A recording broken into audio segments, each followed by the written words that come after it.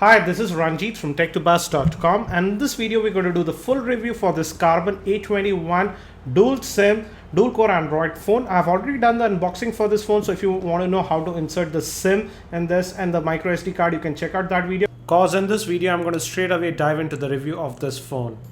And the specs of this phone looks pretty exciting, and I want to thank Faisal Communications for providing this unit for review. It sports, as you can see, a Qualcomm Snapdragon 1.2 GHz dual core processor, and the screen is a 4.5-inch screen, though it's not an IPS grade screen. It also has about 512 MB of RAM, and there is a confusion regarding the screen resolution. Actually, the screen is QHD resolution, as it's stated correctly on the box, but even the the Karbonn website says that the resolution is 480 by 800, but that's not true. The resolution is I checked it with two utilities. The screen resolution, as you can see, is 540 by 960, so that's pretty good. And many people are excited because this phone is the first Android phone by Karbonn that comes with a dual core processor. But again, don't get too excited because I was not that impressed with the performance of this phone. And yes, it's a dual core processor, 1.2 GHz, but let me show you the chipset and it's using the Qualcomm IMM761, and the chipset is MSM 8625 SURF, and that implies that it's running the Snapdragon S1. That's an old ARM Cortex A5 processor.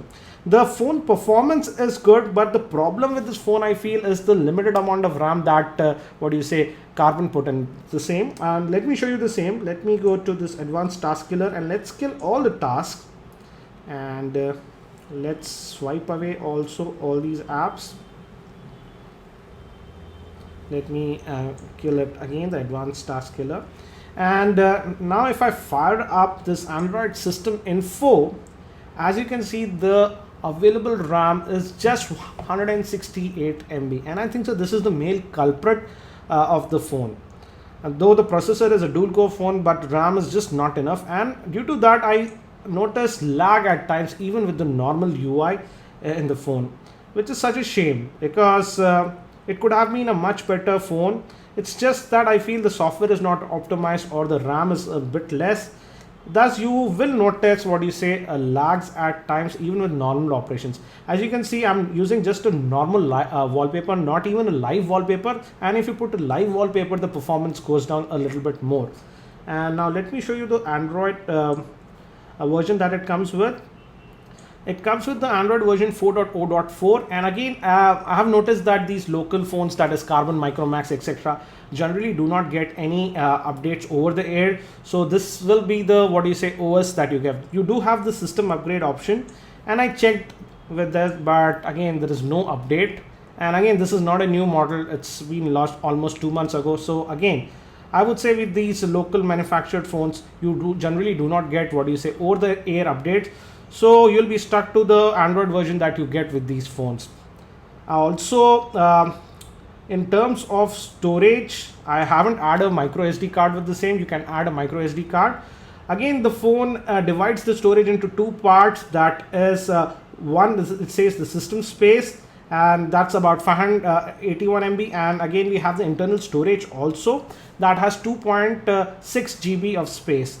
And also, as you can add a micro SD card to the same, I feel that storage should not be an issue with the phone. Also, we do get quite a few sensors with the phone. Let me give you a physical overview of the phone first. And on the top, we have this 3.5mm headphone jack. The power button, again, it's tactile and responsive. We have the volume rocker over here. Nothing else over here. We have a small indent from which you can use this to pry back open the back cover. Let me do the same now. And as you can see, the battery it hoses is a 1800 milliampere battery, and you can add a micro SD card over here, and we can add two SIMs. And the first one is 3G enabled, and the second one is just 2G. For all my testing, I just used a single SIM, and with that I got an acceptable battery. Actually, you can easily last a full working day, but with two SIMs it will go down a little bit. Also, the phone boots pretty fast, so that's impressive. Now coming to the screen quality, the screen is pretty bright, and we also have the auto brightness settings, so it it can adjust automatically based on the ambient light conditions, but the screen viewing angles are, I would say, just average. If you tilt the phone a little bit, it quickly fades. So it's not, the screen is not as good as we have seen in the Karbonn A18 or something like that. In terms of touch responsiveness, I didn't face any issues, and also it has good amount of touch points. The multi-touch tester showed me that it has 5 touch points, as you can see. So that's not an issue. One issue I've found, and this is common with many of the Karbonn Android phones, is that when you are going to charge this phone, when you put it to the charger, the touch responsiveness goes for a toss. The touch responsiveness works, but it's very jerky. So I would say when you're charging the phone, you might not be able to use it properly. But again, once the charger is off, it works perfectly. Also, Karbonn did not modify the UI a lot. We get the standard 5 home screens that we get with ICS 1, 2, 3, 4, 5. This is the app tray again, and if you move, here, we directly get to the widgets. They did add this quick toggles tray here, so that's nice. And we also have, as is the dual SIM, you get this setting where you can adjust the SIM. And on the front, we have these proximity sensor, the ambient light sensor, and also it has a front facing camera. That's 1.3 megapixel. The earpiece is over here. It's nice and clear. And we have this 4.5 inch LCD screen, and on the bottom we have these 4 touch type capacitive buttons. One is for the home, second is menu, back, and search. And if you depress this home button for a while, you get to this ICS style tray, and you can swap out the application by just swiping them all like this. Again, as you notice, there is a jerkiness with this phone, and that spoils the entire experience. I would say that even the Karbonn single core phones like A18 and A11 do perform a lot better in UI because they were silky smooth. Now, as we are connected to Wi-Fi, let me quickly fire up the web browser. And it's loading the Verge website, and this is a pretty heavy website in my opinion, and it's going to the mobile version by default. In terms of loading the web pages, it was fairly quick, but let me just go to the full version if it allows here. Let's go to the full site. And here the pinch to zoom etc. is a little bit jerky, and I think so that is due to the fact that it has just limited amount of RAM. And as you can see, this is the full website. It's a pretty heavy website, I would say. And let's try the pinch gesture, and as you can see, it's a little bit, jerky, and it takes time to render. Again, this is the worst case scenario you'll get, because Verge, according to me, is one of the very heavy websites that you can use. I've used it on normal websites like our own Tech2Buzz etc., and there the pinch to zoom etc. is a lot more responsive. So again, if you are thinking that you'll get silky smooth web browsing on this phone, I'm sorry to say that, but you will be a little bit disappointed, as you can see.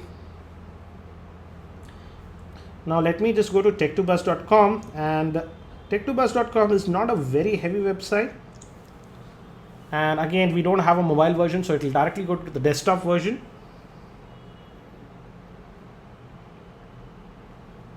And it's loading, and you can see the loading time is pretty quick on this phone. And let's try the pinch gesture, and as you can see, in medium sites like this, which are not very heavy, the pinch to zoom is acceptable. Again, it's not silky smooth as I was expecting with the dual core processor. And also it can play back videos embedded within the web page. So let me show you the same. And let me switch to the landscape orientation, and that also is quick. And let's try to play back this video that's embedded. Also, the speakerphone is just average, I would say. It's not very loud according to me. So as you can see, it can play back the videos embedded within the web page. Also, I tried to play back a lot of videos using the YouTube player, and that also is good. No issues with that. As we are talking about media playback, let me also show you the video playback, and I'm going to use MX Player. You can just download this for free from the Android Play Market. And here I was a little bit impressed because I'm going to play back this Transformer trailer. That's a 720p video, and here the dual core, what do you say, power shows, and we could play back this video without any issues. Generally with single core Android phones, you have problem playing back this video and it's a little bit jerky, and here it was very smooth. So in terms of video playback, I would say that videos up to 720p also play back on this phone without any issues. Moving to the camera, here we have a rear facing camera, is a 5 megapixel, and we also have LED flash, and it can also do autofocusing. But I would say I was not that impressed with the quality of the same. And let me fire up the camera app now. And we get the standard ICS style camera app. We do get this touch to focus functionality, and as you can see, it focuses pretty fast, not the fastest, but okay. And there is a little bit of shutter lag, and as you can see, it takes the photos fine, but I found that indoors the photos come out to be a little bit grainy, and I would say even overexposed. Let me show some of the photographs that I've taken with this phone. Let's go to the gallery. Yeah, here's the camera.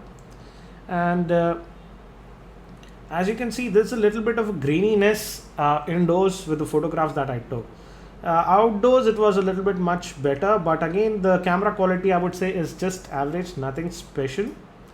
The semi-outdoor conditions, the quality improves a lot. And as you can see, this is also decent enough.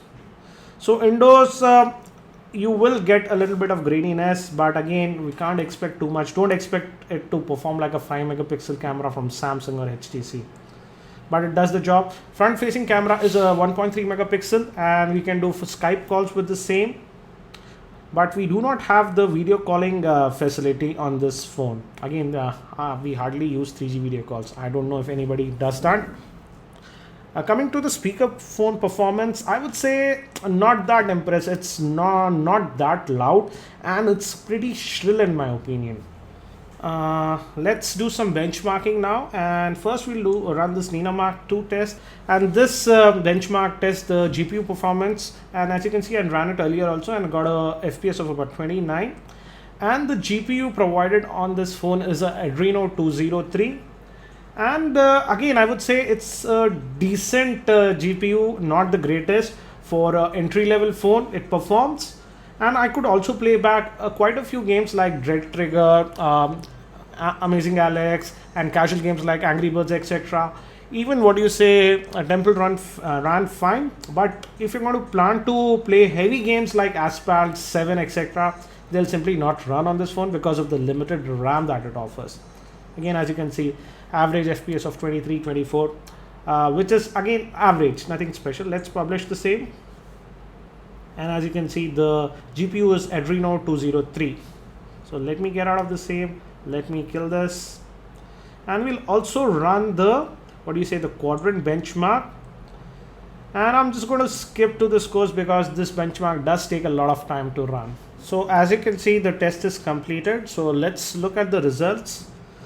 And we got a score of 2766, and I ran it a couple of times. I was getting a score of about 2600 and 2700. So according to Nina Mark, it is better than Samsung Galaxy Nexus, but that's clearly not true. And this brings me to the fact that you can't judge a phone by just benchmarking, because as you have seen, the phone, though it gets good scores in the benchmarks, it's laggy in normal performance. So let me give you the breakdown anyways. The total is 2766. The CPU got a score of 6431. The memory got a score of 1497. IO is 3849. 2D is 427. And 3D is 1642. So these are for the benchmarks, and let me kill those again. And again, one more thing is that it does not have a magnetic compass sensor. So compass applications simply do not work. Let me show you the same. This is a smart compass app, and as you can see, if I move, the compass is just stuck, and you'll get an error after a couple of seconds that magnetic sensor does not exist on this phone. So again, as you can see, magnetic sensor failed. So it does not have a magnetic sensor. Now let me also show you this Temple Run game. and I also ran, as I said, dead trigger, and that also worked fine. It was pretty smooth, again thanks to the dual core processor, but the fact that it simply does not have enough memory, you can't play very heavy games. And again, I find the speakerphone volume to be a little bit low to my liking, and as you can see, no issues. It runs this game and other casual games also fine. But again, some of the games, the new 3D games that are pretty big require a lot of RAM, and those will simply not run on this phone. Also, the dialer is again stock, and you can switch between let's say the SIM 1 and SIM 2. You just dial the number and just select the same. So it's a simple dialer. And let me also show you the messaging app. And again, the fact is that typing is very easy on this phone because of the screen. The screen is pretty wide, and as you can see, the 4.5 inch screen, it's pretty easy to type on this phone. For typing, I would say it's a very good phone. But one thing I did notice is that the orientation change does not happen in the keyboard mode. I don't know if it's a bug or what, but it simply does not happen. Also, we do get this ICS style voice recognition, so you can use that. This is a test. So as you can see, that also works. So typing is okay, but I feel this is a bug that it just doesn't change the orientation. Let me try it again. Let's kill that. And let's try to bring up the keyboard. And as you can see, it simply does not happen. So that's one more thing. So what do I feel about this Karbonn A21 Android phone? This is one of the first dual core Android phones by Karbonn. Earlier they used to just rely on single core and use the MediaTek chipset. This is the first time they're using the Snapdragon Qualcomm processor. I would say, again, though the specs are great, it's a classic example of you just can't rely on just the specs to look at the phone. In your general usage, I found the phone to be a little bit sluggish to my liking.